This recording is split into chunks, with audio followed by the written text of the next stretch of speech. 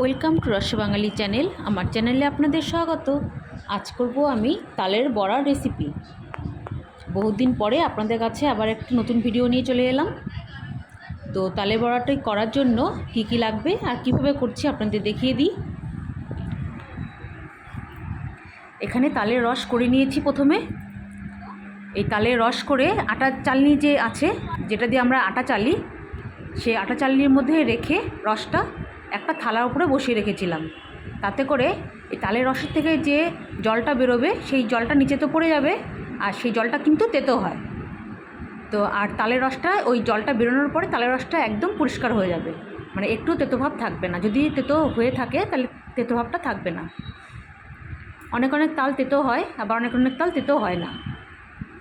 তো যদি হয়ে থাকে তাহলে বের হয়ে যাবে।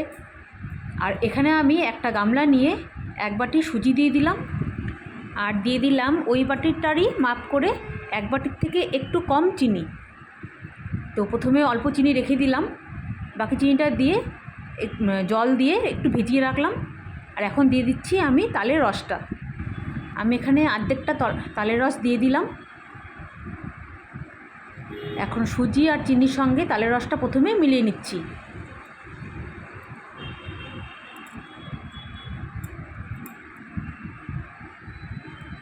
খুব ভালো করে মেশানো হয়ে গেছে। এখন আমি দিয়ে দিব ওই সেম বাটির মাপ করে 2 বাটি ময়দা।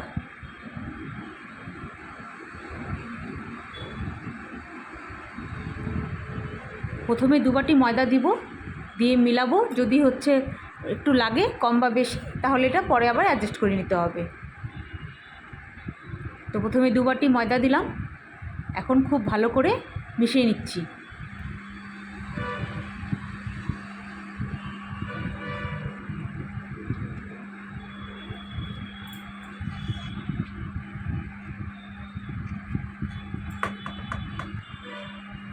খুব ভালো করে মেশানো হয়ে গেছে।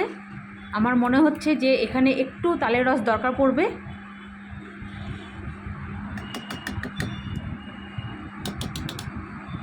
তো আরেকটু তালের রস দিয়ে দিব।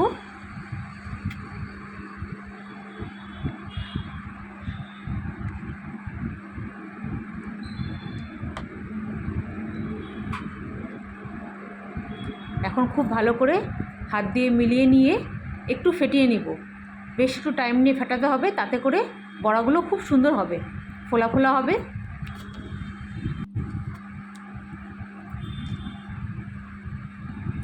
একটু টেস্ট করে দেখি, যদি মিষ্টি কম মনে হয় তাহলে একটু দিতে হবে। তো মিষ্টিটা একটু কমই আছে, তো এই পুরো চিনিটাই দিয়ে দিচ্ছি। 1 বাটি চিনি নিয়েছিলাম, তো পুরো চিনিটাই দিয়ে দিলাম। এখন খুব ভালো করে মিশিয়ে নিয়ে একটু ফেটাবো। এখন প্রায় 5 মিনিটের মতন একটু ঢাকা দিয়ে রাখবো। খুব ভালো করে মেশানো হয়ে গেছে।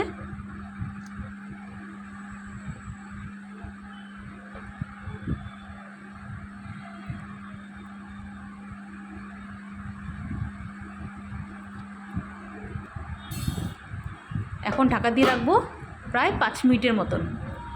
5 মিনিট পর আবার ফিরে আসছি। তো যতক্ষণ এটা রেস্টে আছে, ততক্ষণ অবধি আমি তেলটা গরম করে নিলাম। তো গ্যাসে একটি কড়াই বসিয়ে দিয়ে দিয়েছিলাম তেল। তো তেলটা এতক্ষণে গরম হয়ে গেছে। এখন আমি এটা হাতা দিয়ে আরেকটু মিলিয়ে নিলাম। এখন আমি বড়া করব। তেলটা ভালো মতন গরম হয়ে গেছে। এইরকম করে হাত দিয়ে একটি বড়া শেপ দিয়ে বড়াগুলো দিয়ে দিতে হবে।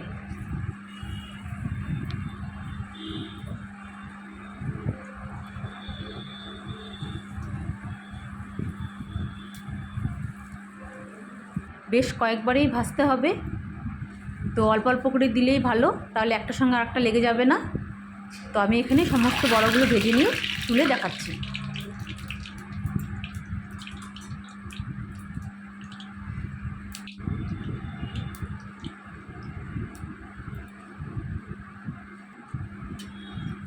এক ব্যাচ বড়া ভাজা হয়ে গেল, এগুলো এখন তুলে নিব।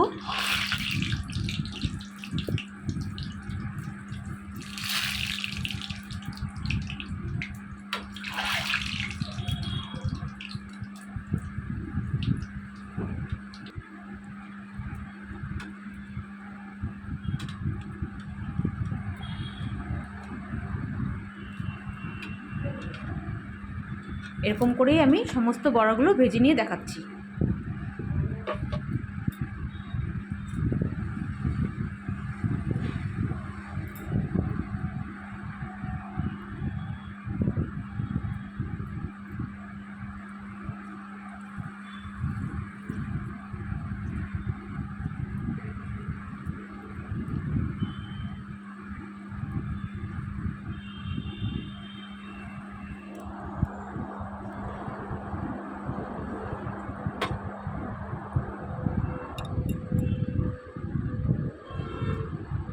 প্রায় সমস্ত বড়াগুলো ভাজা আমার হয়ে গেছে।